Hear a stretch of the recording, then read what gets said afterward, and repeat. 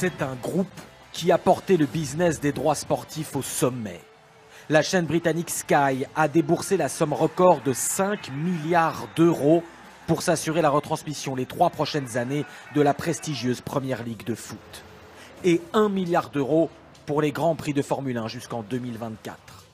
Alors quand Sky a annoncé il y a quelques semaines qu'elle achetait pour 1 million d'euros les droits des courses de drones, l'annonce a été prise au sérieux. L'investissement est encore modeste, mais c'est le signe que l'un des poids lourds des médias sportifs pense que l'avenir se jouera dans les airs. C'est en voyant ces images de la toute jeune ligue de course de drones américaine que les patrons de Sky ont eu le souffle coupé pour la plus grande joie de son fondateur venu négocier à Londres. De plus en plus de gens apprennent à piloter des drones. Ça veut dire que les courses de drones ont un énorme potentiel. C'est du sport, avec une technologie que tout le monde commence à maîtriser. C'est la même chose qu'avec la naissance des courses d'automobiles qui ont décollé au XXe siècle, quand les voitures ont commencé à devenir un produit de consommation courant. Et les chiffres lui donnent raison. Le marché mondial des drones, évalué à 8 milliards d'euros, est en pleine explosion. La dernière étude sur les ventes de drones civils professionnels prévoit une croissance de 1300% d'ici 2020.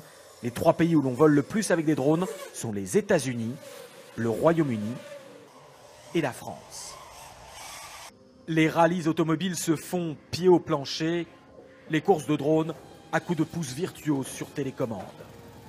Les drones filent à 120 km/h, avalant des longueurs de stade en quelques mouvements, alternant l'extérieur et l'intérieur dans des espaces remplis de pièges et de virages plongeants.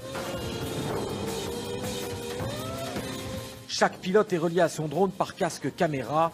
C'est comme s'il était installé dans le cockpit de son petit bolide volant, avec pour seul avantage de ne pas perdre la vie quand le drone se crache en 1000 morceaux. Des pilotes qui s'impliquent comme de vrais sportifs avec des heures d'entraînement par jour. J'ai 2 états d'esprit. Quand je vole pour le plaisir, ça me détend. Mais quand je cours une compétition, mes nerfs sont en feu, mes mains se contractent et c'est très dur de bien maîtriser la télécommande. Les compétitions de drones, qui ont démarré par des courses amateurs dans des parkings souterrains ou des usines désaffectées, ont gagné en quelques mois à peine leur lettre de noblesse.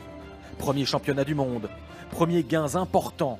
Ce jeune Britannique de 16 ans seulement a gagné en mars dernier 200 000 € en remportant un tournoi à Dubaï, interviewé comme une star du foot dans les vestiaires après un grand match.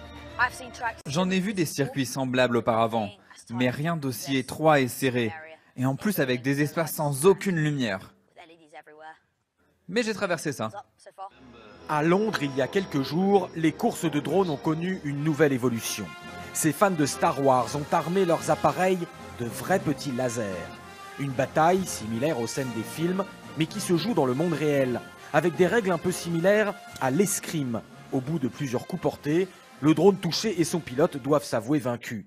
Et selon ces pilotes, on aurait tort de les considérer comme une bande d'adolescents un peu attardés. Les gens adorent ça, il y en a de plus en plus qui ont une passion pour les drones. Et c'est pour cette raison que cela pourrait devenir un sport de masse très populaire. Il y avait les drones pour filmer, puis les courses de drones, et aujourd'hui pour la première fois des batailles de drones, ça va devenir énorme. Alors que le skateboard et le surf viennent d'être reconnus par le CIO et feront leur entrée officielle aux Jeux Olympiques de Tokyo en 2020, les pilotes en sont convaincus. Les courses de drones deviendront à leur tour dans quelques années les égales des grandes compétitions d'athlétisme et des chaînes de télévision seront prêtes à mettre sur la table des milliards pour les retransmettre.